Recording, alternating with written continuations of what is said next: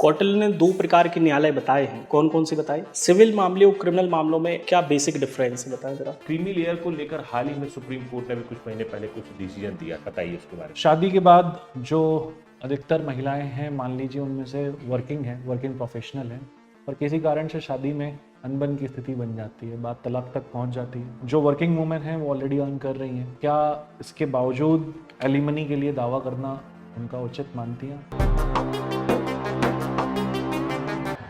May I come in, sir? Yes, Very good afternoon, sir. बैठिए। Thank you, sir. Shivani, जी sir. अपने नाम का अर्थ बताएं जरा।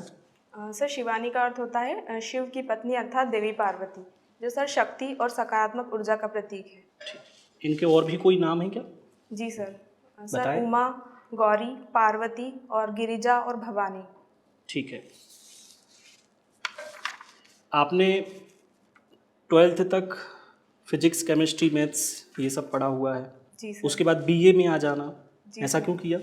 सर, 12th के बाद मैंने डिसाइड किया था कि मैं सिविल सेवाओं में सर तैयारी करूंगी। तो फिजिक्स, केमिस्ट्री, मैथ्स ये काम की नहीं है सिविल सेवा में? सर, ये भी काम के हैं, परंतु सर जो सब्जेक्ट्स होते हैं जैसे इतिहास और सर राजनीति विज्ञान वो कॉमन होते हैं सर सिविल सर्विसेज में, तो सर इस वजह से मैंने बीए का चुनाव किया। ठीक है। उसके बाद आपने एमए भी किया है पॉलिटिकल साइंस से। जी सर। एमए कंप्लीट हो चुका आपका 22 में। जी सर। तो इसके बाद और क्या आपके पास रोजगार के अवसर है? एमए पॉलिटिकल साइंस से आपने किया, और क्या आप रोजगार में देख रही हैं इसके अलावा, सिविल सर्विस के अलावा?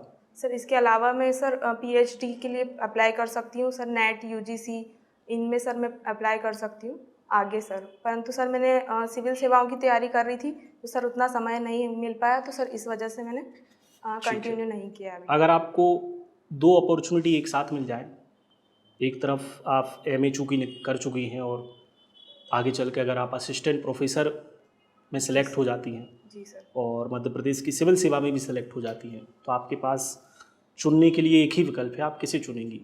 सर, चूँकि मैं सिविल सेवाओं को चुनूंगी सर, मेरा पहले से ही उद्देश्य सिविल सेवाओं में आने का था।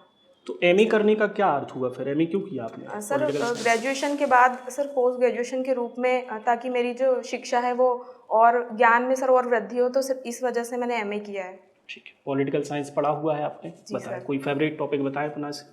सर, पॉलिटिकल थिंकर्स पढ़े हैं मैंने। Thinkers इसके पढ़े हैं अलावा आपने? भारत की राजनीति, संघवाद आदि सर मेरे ठीक है। फेवरेट। कौटिल्य का मंडल सिद्धांत क्या है, बताएं जरा। जी सर। सर, कौटिल्य का मंडल सिद्धांत जो है वो अंतर्राष्ट्रीय संबंध और विदेश नीति से संबंधित है। सर, इसमें एक कुल 12 राज्यों की उन्होंने चर्चा की है, जिसमें एक प्रमुख राज्य होता है जिसको विजिगिषु कहा गया है, जो विजेता बनने की इच्छा रखता है। सर, उसकी सीमाओं से लगा राज्य अरि जो शत्रु होता है, और उसकी सीमा से लगा राज्य हमारा मित्र होता है। सर, इस प्रकार उन्होंने 5 उत्तर और 5 दक्षिण में राज्यों के नाम बताए, और हम कैसे अपने राज्य से अन्य राज्यों के रिश्ते जो है वो बेहतर बना सकते हैं, और कैसे हमारे राष्ट्र हित को साध सकते हैं, उसके बारे में सर उन्होंने बताया। उदासीन राज्य क्या होता है कौटिल्य के अकॉर्डिंग? उदासीन किसे कहेंगे? जी सर। सर, उदासीन राज्य जो हमारी सीमाओं से भी लगा होगा, विजुगिषु की सीमा से, और जो शत्रु राज्य है उसकी सीमा से भी उसकी सीमाएं लगी होंगी, परंतु सर वो दोनों में से किसी का भी साथ दे सकता है। सर, वो किसी एक के पक्ष में ना रहकर वो अपनी परिस्थितियों के अनुसार कार्य करेगा। ठीक है। कौटिल्य ने दो प्रकार के न्यायालय बताए हैं, जी सर। कौन कौन से बताए? सर, एक धर्मस्थली न्यायालय और एक, सॉरी सर मैं अभी, कंटक शोधन। जी सर। इन दोनों में क्या अंतर है? सर, जो धर्मस्थली जो न्यायालय है सर वो दीवानी मामलों को देखता है, जबकि जो कंटक शोध न्यायालय है सर वो फौजदारी मामलों को देखता है। प्रेजेंट की न्याय व्यवस्था और कौटिल्य की न्याय व्यवस्था का कंपैरिजन करें जरा इसी संदर्भ में। जी सर। सर, धर्मस्थली न्यायालय जैसे वर्तमान में जो सिविल न्यायालय होते हैं उनके कंपैरिजन में जो सिविल मामले होते हैं उनको देखता है, जबकि सर जो कंटक शोधन न्यायालय है फौजदारी मामले सर जो वर्तमान में सत्र न्यायालय होते हैं उनके अनुकूल सर कार्य करता है। ठीक है। सिविल मामले और क्रिमिनल मामलों में क्या बेसिक डिफरेंस है, बताएं जरा। जी सर। सर, सिविल मामले ऐसे मामले होते हैं जिनमें हम समझौता कर सकते हैं, जैसे सर संपत्ति विवाद है और सर कोई लेन देन का विवाद है, जबकि सर फौजदारी मामले ऐसे होते हैं जिसमें हम अपराधी मामलों को शामिल करते हैं और सर इसमें समझौता नहीं हो सकता है। ये तो आपने एग्जाम्पल दिया, मैं पूछ रहा हूँ इनको डिफाइन करें। सिविल मामला किसे मानेंगे, क्रिमिनल मामला किसे मानेंगे? जी सर, ऐसे मामले जो संपत्ति, विवाह, आप तलाक। फिर एग्जाम्पल दे रही हैं, एग्जाम्पल हैं। मैं एग्जाम्पल नहीं पूछ रहा, मैं बोल रहा हूँ डिफाइन करें इनको। सिविल मामला मामले क्या में- है, क्रिमिनल मामला क्या है? जैसे कि सर सिविल मामलों में कौन से मामले आते हैं सर, मैं वो उसका आप उत्तर- एग्जाम्पल दे रही हैं ना, मैं जी सर। एग्जाम्पल नहीं पूछ रहा। ऐसा मामला जो व्यक्ति और व्यक्ति के बीच में है उसे कौन सा मामला कहेंगे? व्यक्ति और व्यक्ति के बीच में हो सर, सिविल मामला कहेंगे उसको। और फिर स्टेट और व्यक्ति के बीच का मामला क्या कहलाएगा? सॉरी सर, मैं अभी जानकारी समझ नहीं नहीं है, पा ठीक रही है। मजिस्ट्रेट और जज में क्या अंतर होता है? कोई अंतर है इनमें, बताएं। सॉरी सर, मैं अभी recall जानकारी कर नहीं। पा रही आपने थिंकर और कौन से पढ़े हैं? रूसो को पढ़ा है? हूँ। जी सर, मैंने रूसो को पढ़ा है और सर प्लेटो को पढ़ा है। प्लेटो को पढ़ा है? प्लेटो का न्याय सिद्धांत बताएं जरा, और उसने आत्मा के कौन से 3 गुण बताए हैं? जी सर प्लेटो का न्याय सिद्धांत मुख्यतः 2 स्तर पर न्याय की बात करता है, जो एक व्यक्तिगत न्याय होता है और एक सामाजिक न्याय। और सर उन्होंने जो न्याय के आत्मा के जो 3 गुण बताए, उनमें विवेक, साहस और संयम को उन्होंने इसमें शामिल इन किया है। तीनों गुणों का कंपैरिजन उसने स्टेट में रहने वाले व्यक्तियों से किया है, जी सर। तो कौन किसका पर्याय है, बताएं। जी सर साहस में उन्होंने सैनिक वर्ग को रखा है, और सर संयम में उन्होंने जो सर व्यापारी वर्ग होते हैं उनको संयम रखना चाहिए, उनको संयमी वर्ग में रखा है। और सर विवेक, न्याय, विवेक, संयम, सॉरी सर मैं एक और रिकॉल नहीं कर पा रही हूँ अभी। ठीक है। कौटिल्य ने राज्य के 7 अंग माने हैं, जिसको वो सप्तांग सिद्धांत कहता है। जी सर। वर्तमान में राज्य के कितने अंग माने गए हैं? सर वर्तमान में मुख्यतः 3 अंग माने गए हैं। कौन कौन और से? सर कार्यपालिका, विधायिका और न्यायपालिका। आप सवाल समझी नहीं। कौटिल्य ने राज्य के 7 अंग माने हैं, जी सर। मतलब 7 एलिमेंट्स को मिला के एक स्टेट बनेगा। जी सर। तो प्रेजेंट में स्टेट अगर बनानी है, एक कंट्री बनानी जी है, तो सर। उसके लिए कौन कौन से एलिमेंट्स, कौन कौन से तत्व आवश्यक हैं? सर उसमें इसके लिए 4 तत्व आवश्यक है। मुख्यतः पहला सर भूभाग होना चाहिए एक निश्चित, दूसरा सर वहाँ पे निश्चित एक जनसंख्या होना चाहिए, तीसरा वहाँ पे सर संप्रभुता होना चाहिए उस देश के पास, और सर चौथा वहाँ पे एक सरकार होना चाहिए। ठीक है। अब कौटिल्य के सिद्धांत और प्रेजेंट जो स्टेट के एलिमेंट्स का सिद्धांत है उसका कंपैरिजन करें जरा। कौटिल्य का सिद्धांत क्या प्रेजेंट में प्रासंगिक है? जी सर कौटिल्य का सिद्धांत प्रेजेंट में प्रासंगिक है। जैसे कि सर उन्होंने एक अंग बताया है कोश, जिसमें उन्होंने प्रजा और जो सेना है, सॉरी सर प्रजा को भी प्रमुख योगदान दिया है। उसी में हम जैसे जनसंख्या देखते हैं, अभी जो वर्तमान राज्य में जनसंख्या है वो प्रमुख है। उसके अलावा सर उन्होंने भूभाग को भी प्राथमिकता दी है। तो सर मैं अभी इतना ही समझ पा रही हूँ। चलो ठीक है। आपका डेट ऑफ बर्थ 1999 है, 1999 में घटी कोई भी एक ऐसी घटना बताएं जो आपको याद आ रही हो। सर कारगिल युद्ध। कारगिल युद्ध, जी सर। ठीक है।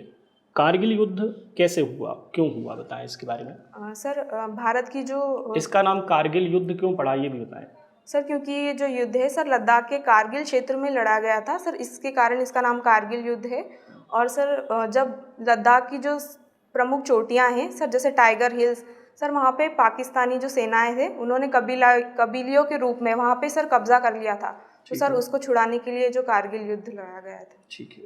जी सर। इसी युद्ध को जीतने के उपलक्ष्य में विजय दिवस मनाया जाता है। कब जी सर। मनाते हैं? सर 26 जुलाई को। 26 जुलाई को मनाते हैं। जी सर। ठीक है sir. Thank you sir. Shivani, जी सर। देवास जिले से आप बिलोंग करते हैं। जी सर। देवास जिले की क्या उत्पादन, फसल के रूप में कौन सा महत्वपूर्ण उत्पादन वहाँ पर होता है? सर फसल के रूप में मुख्यतः सोयाबीन, चना और गेहूं का उत्पादन होता है। अच्छा, कोई अनुसंधान केंद्र भी है क्या उस क्षेत्र में फसल से संबंधित? सर नहीं नहीं है जहाँ वहाँ तक मुझे पे। जानकारी। औद्योगिक क्षेत्र में, औद्योगिक गतिविधियों में देवास क्या योगदान देता है? सर देवास में कई प्रमुख उद्योग व्याप्त है, जैसे कि सर बैंक नोट प्रेस कारखाना है वहाँ पे सर। उसके अलावा सन फार्मा इंडस्ट्रीज़ है, जिसके कारण जो मध्य प्रदेश है सर वो दवाइयों के क्षेत्र में काफ़ी महत्वपूर्ण योगदान देता है। उसके अलावा सर आइशर कारखाना है, और सर टाटा इंडस्ट्रीज, चमड़ा कॉम्प्लेक्स आदि प्रमुख है। अच्छा, आपने अपनी हॉबीज में लोक नृत्य लिखे हैं कुछ, गरबा और मालवी लोक नृत्य। जी सर। पहले तो बोर्ड को ये बताइए, लोक नृत्य क्या है? सर लोक नृत्य ऐसे नृत्य होते हैं जो किसी निश्चित क्षेत्र या स्थानीयता से जुड़े होते हैं, और सर वहाँ के स्थानीय नागरिकों के द्वारा किए जाते हैं। शास्त्रीय नृत्य से किस प्रकार से भिन्न है ये? जी सर शास्त्रीय नृत्य में कुछ निश्चित नियम और कानून मतलब बंधे हुए होते हैं, जबकि सर लोक नृत्य में ऐसा कोई नियम लागू नहीं होता है। अच्छा, आपने लिखा है गरबा और मालवी। जी गरबा कब होता है? सर गरबा मुख्यतः नवरात्रि के अवसर पर होता है। क्या मध्य प्रदेश का मूल रूप से ये नृत्य है? सर मूल रूप से ये गुजरात का लोक नृत्य है, हम्म। परंतु सर मालवा और निमाड़ क्षेत्र में भी सर ये काफ़ी प्रचलित है। अच्छा। जी सर। चूंकि आप महिला हैं, जी सर। देश में महिलाओं से, लड़कियों से छेड़छाड़ के मामले निरंतर बढ़ते जा रहे हैं, रेप की घटनाएं हो रही हैं। कई बार ऐसे भी लोग आरोप लगाते हैं, कई लोग होते हैं जो स्टेटमेंट देते हैं कि इसमें, वो बोलते हैं कि इसमें कहीं ना कहीं लड़कियां भी जिम्मेदार हैं, महिला मतलब फीमेल की भी इसमें जिम्मेदारी बनती है, वो इसके लिए जिम्मेदार है। आपको लगता है क्या वो सही बोल रहे हैं? सर मुझे नहीं लगता कि कोई महिला की जिम्मेदारी इस रूप में हो कि सर उनके साथ गलत व्यवहार किया जाए। हालांकि सर ये एक हमारा पुरुषवादी मानसिकता जो समाज है सर, इसके कारण इस प्रकार के आरोप लगाए जाते हैं सर। अच्छा। तमाम प्रयास सरकार द्वारा किए जा रहे हैं, इसमें कोई शक नहीं है, चाहे वो न्यायपालिका है, विधायिका है, कार्यपालिका, सभी अपने अपने स्तर से प्रयास कर रहे हैं। जी सर। फिर भी ये समस्याएं बढ़ती ही जा रही, कम होने की बजाय। ठीक है, आपको क्या लगता है क्या कारण है इसके पीछे? सर सबसे पहला कारण तो सर इसमें त्वरित न्याय की जो प्रक्रिया है वो नहीं हो पाती है सर। न्याय में काफ़ी साल लग जाते हैं। जैसे सर एक 1991 में जयपुर में सॉरी सर राजस्थान में एक जो हुआ था हत्याकांड, बलात्कार कांड, तो सर उसकी सज़ा 30 साल बाद लोगों को मतलब दी गई थी। तो सर हमारी जो न्याय प्रक्रिया है सो वो काफ़ी धीमी है सर। उसके अलावा समाज में भी उस प्रकार की जो जागरूकता है वो नहीं है, तो सर इसको काफ़ी लोग जो है स्वीकृति के रूप में मानते हैं। उसके अलावा सर नशीले पदार्थ आदि भी सर इसके स्वीकृति के रूप में मानते हैं, मैं समझा नहीं। सर स्वीकृति नहीं, सॉरी सर, मतलब वो उस चीज़ को लेकर उतने जागरूक नहीं है कि सर ये काफ़ी गलत कृत्य है जो पुरुष। मुझे लगता है कि ये तो सभी को पता है कि ये एक बहुत ही जी सर। घिनौना कार्य है ये। जी सर। ठीक है ना, सबको पता है। इवन जो लोग इस घटना को अंजाम देते हैं वो भी अच्छी तरह से वाकिफ हैं। देखने में, सुनने में, पढ़ने में आते हैं, इसमें से कई लोग शिक्षित भी होते हैं, अच्छे घर परिवार से होते हैं, उसके बावजूद भी ये घटनाएं घट रही हैं। अब क्या करना चाहिए इसके लिए, इसको रोकने के लिए? इसको रोकने के लिए सर हमको फिर कठोर कानून बनाने चाहिए और जो निर्णय की न्याय की प्रक्रिया है सर उसको तीव्र करने की आवश्यकता है। अच्छा, फांसी की सजा है हमारे जी देश सर। में, जी बिल्कुल है, सर। लेकिन उसके बावजूद भी ये घटनाएं बढ़ती जा रही हैं। जी सर। चलिए ठीक है। क्रीमी लेयर, अन्य पिछड़ा वर्ग क्रीमी लेयर से आते हैं आप। जी सर। क्रीमी लेयर को लेकर हाल ही में सुप्रीम कोर्ट ने भी कुछ महीने पहले कुछ डिसीजन दिया था, जी सर। बताइए उसके बारे में। सर सुप्रीम कोर्ट के द्वारा सर डिसीजन दिया गया था कि सर जो अनुसूचित जाति और जनजाति जो समाज है सर उनमें भी क्रीमी लेयर को लागू किया जाना चाहिए, ताकि जो समाज के निचले तबके हैं जिनको अभी तक आरक्षण का लाभ नहीं मिला है तो सर उनको भी उसका लाभ मिल पाए। आपको क्या लगता है कि अब ये आरक्षण समाप्त होना चाहिए या नहीं होना चाहिए? सर चूंकि आरक्षण के माध्यम से सामाजिक न्याय की स्थापना होती है तो सर इसको समाप्त तो नहीं करना चाहिए। हालांकि सर इसमें कुछ सुधार की आवश्यकता है। जैसे सर जैसे कि सुप्रीम कोर्ट के द्वारा सर सुझाव दिया गया था कि सर इसमें हम वर्गीकरण कर सकते हैं, जो निचले तबके हैं उनको थोड़ा सा अधिक लाभ दे सकते हैं, तो सर इस प्रकार का कार्य किया जा सकता है। अच्छा ठीक है। आपने अपना जो ग्रेजुएशन है कृष्णा जी राव शासकीय कॉलेज से किया हुआ है। जी सर। कौन थी, बताइए इनके बारे में, कौन थे ये? सर कृष्णा जी राव पवार देवास की जो पवार रियासत है वहाँ के शासक थे, और सर इनके समय ही देवास रियासत है जो मध्य भारत में इसका विलय इन्होंने किया था, तो सर इसके कारण प्रसिद्ध। अच्छा, तो आप मुझे ये बताएंगे कि देवास में ये पवार राजवंश की स्थापना किस घटना के बाद हुई थी? सर 1732 में जब भोपाल और सर मराठा और सर जो भोपाल के जो नवाब थे उनके मध्य जब युद्ध हुआ था, तो सर उसके बाद मराठा जो थे प्रमुख पेशवा उन्होंने सर विभिन्न क्षेत्रों में सनद प्रदान की थी, जैसे सर होलकर में सिंधिया को, तो सर देवास क्षेत्र में पवारों को ये सर। कौन थे इस समय पेशवा, कौन थे? सॉरी सर मैं अभी रिकॉल नहीं कर पा रही। अच्छा, पेशवा शब्द ये किस प्रकार की प्रशासनिक संरचना का हिस्सा रहा है उस समय के हिसाब से अगर हम बात करें? सर पेशवा शिवाजी के सर अष्टप्रधान के अंतर्गत आते थे। ठीक ठीक है Shivani, thank you. Thank you sir. Shivani ji, जी सर। इंडियन सब कॉन्टिनेंट में, भारतीय उपमहाद्वीप में ये कल्चर का पार्ट है कि लड़कियां शादी के बाद ससुराल जाती हैं। जी सर। करेक्ट? जी सर। तो क्या ये वर्तमान में भी तार्किक है उनका ससुराल में जाना, वहीं रहना और उन्हीं को सेक्रीफाइस करना अपने पेरेंट्स से दूर रहते हुए, और उन्हीं को जाके वहाँ बसना है? सर क्या इसका रेलेवेंस वर्तमान में है? जी सर क्योंकि भारत जो है वो पुरुष सत्तात्मक समाज है, तो सर जो है पितृवंश के आधार पर जो है समाज संचालित होता है, तो सर इस वजह से जो महिलाएं हैं वो अपने पति के यहाँ पर रहती है। हालांकि सर यदि पति या फिर जो महिला यदि चाहती है तो सर वे पति भी उनके यहाँ पे स्थान रह सकते हैं सर, उनकी इच्छा पर ये निर्भर है। आपके निजी राय में क्या आप इस कल्चर को फॉलो करना चाहेंगे आगे? सर मेरी निजी राय में मुख्यतः सर वैसे तो सर मैं अपने पति के यहाँ ही रहूँगी, परंतु सर मैं अपने माता पिता से भी बराबर का कनेक्ट मतलब रहूँगी ऐसा। अच्छा, ठीक है। जी सर। मेरा जो सेकंड क्वेश्चन है आपसे वो ये है कि आपके लिए प्रेम की क्या परिभाषा है? जी सर। सर प्रेम, सर मैं 2 मिनट ले सकती जी। हूँ। सर यदि हमें किसी वस्तु या किसी व्यक्ति के प्रति ज़्यादा लगाव है तो सर उसको फिर प्रेम कहेंगे। उसके लिए हम त्याग करने के लिए लगाव के विभिन्न आधार हो सकते हैं। आपके लिए कौन से आधार महत्वपूर्ण होते हैं, जिस आधार पर आप ये निर्धारित करती हैं कि मुझे किसी विषय वस्तु या किसी व्यक्ति से प्रेम है? सर इसके विभिन्न आधार हो सकते हैं। जैसे हम बच्चों के प्रति प्रेम होता है तो सर हम उनकी जो भी गतिविधियां होती है, नटखटपन, उसको लेकर हम प्रेम जाहिर करते हैं। जबकि हम किसी व्यक्ति विशेष से आकर्षण और प्रेम में क्या अंतर है? सर आकर्षण स्थायी नहीं होता है जबकि प्रेम स्थायी होता है सर। प्रेम स्थायी होता है। जी सर, आकर्षण अस्थायी होता है, कुछ समय के लिए ही हो सकता है सर। उसके बाद हम उस चीज़ को लेकर फिर वो हमें प्राप्त हो जाती है तो सर फिर हम उस पर उतना आकर्षण नहीं दिखाते हैं। अच्छा, ठीक है। जी सर। नेक्स्ट क्वेश्चन मेरा ये है, आपने आपका जो ग्रेजुएशन में सब्जेक्ट रहा है पॉलिटिकल साइंस जी सर। में, आपने इसमें पढ़ाई करी है, तो बुद्ध भी होंगे पॉलिटिकल थिंकर में, आपने पढ़ा है गौतम बुद्ध को? सर पॉलिटिकल थिंकर में नहीं, परंतु सर मैंने पीएससी के सब्जेक्ट में पढ़ा हुआ है। पढ़ा है आपने? जी सर। ठीक है। उनका मध्यम मार्ग भी पढ़ा होगा आपने? जी सर। मध्यम मार्ग में किस तरीके से मध्य में आना होता है?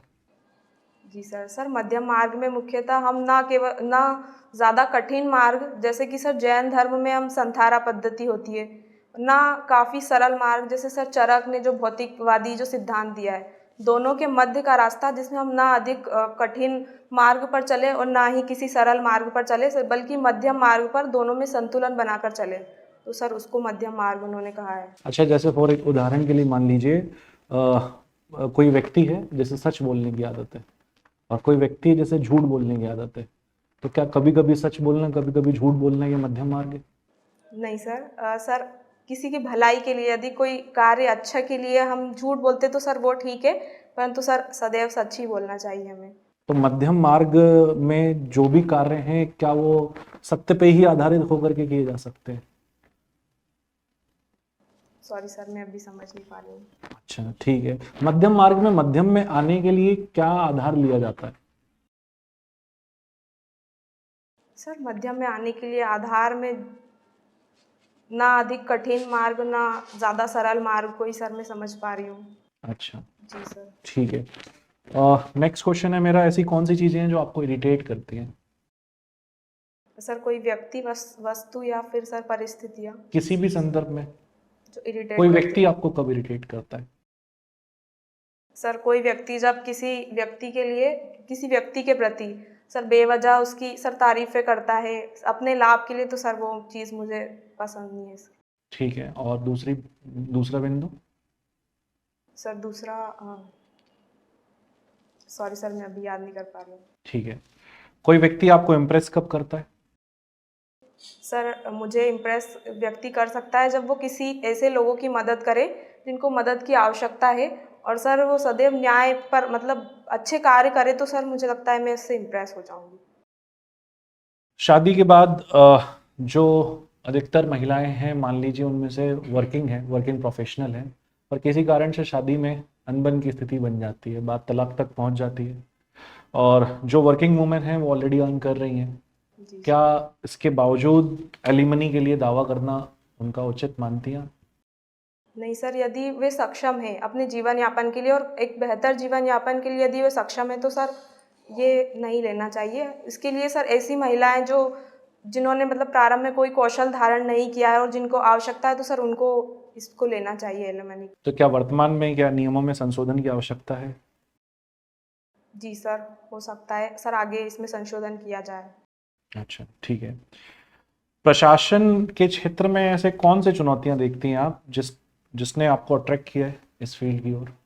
सर चुनौती है हम्म। सर, पहला तो इसमें कार्य करने के काफ़ी बेहतर अवसर प्राप्त होते हैं किस तरह के कार्य करने के अवसर प्राप्त सर, होंगे इसमें? क्योंकि सर इसमें कार्य क्षेत्र की विविधता है, न केवल हम एक क्षेत्र में जाकर बल्कि विभिन्न क्षेत्रों में अपना सकारात्मक योगदान दे किस सकते हैं। विविधता के ऊपर थोड़ा सा गहराई जैसे से? सर शिक्षा के क्षेत्र में हम योगदान दे सकते हैं। दूसरा सर स्वास्थ्य शिक्षा के क्षेत्र में योगदान देने की दिशा में आपने क्या प्लान कर रखा है? सर मैंने अभी कोई प्रयत्न नहीं किए, परंतु सर मैं अगर प्रशासिका बनती हूँ तो सर उसके लिए मैं सर पहला तो जो शिक्षा है उसके लिए जो नई शिक्षा नीति अभी बनाई गई है तो सर वो बेहतर तरीके से लागू हो रही है या नहीं, इसका मैं निरीक्षण करूँगी। आप अपनी तरफ से क्या नवाचार लाएंगी, क्योंकि कहीं ना जी सर, कहीं जी। आपको करियर के दौरान इसका भी मौका मिलेगा, जी सर। तो आप अपनी तरफ से क्या नवाचार लेकर के आना चाहेंगी नई शिक्षा नीति के अतिरिक्त? सर नई शिक्षा नीति के अतिरिक्त तो मेरे क्षेत्र में जितने भी स्कूल्स होंगे सर मैं वहाँ पे नवाचार को प्रोत्साहित करूँगी और सर उनमें प्रतिस्पर्धा को बढ़ावा दूंगी कि जो भी स्कूल्स अपने बच्चों के लिए जो प्रतिस्पर्धी नीति को लागू करते हैं तो सर उनको एक प्रोत्साहन राशि या उन्हें प्रतिवर्ष पुरस्कार दिया जा सकता है ताकि सर उनमें प्रोत्साहन बढ़े और वो नवाचार के लिए प्रेरित हो। तो सर आपको नहीं लगता प्रतिस्पर्धा एक प्रकार की हिंसा होती है, स्पेशली बच्चों के बीच में, जहां पर वो पिछड़ जाने का भाव उनके अंदर जागृत होता है और अपने प्रति उनके अंदर हीन भावना जागती है इस प्रतिस्पर्धा के माहौल की वजह से? सर ऐसा केवल हम कुछ प्रतिशत बच्चों में ही देखते हैं, बाकी सर प्रतिस्पर्धा सकारात्मक भी रविन्द्रनाथ होती है। टैगोर का कहना है कि हर बच्चे की सीखने की एक अपनी स्पीड होती है, जी सर। एक अपना वो टाइम फ्रेम होता है।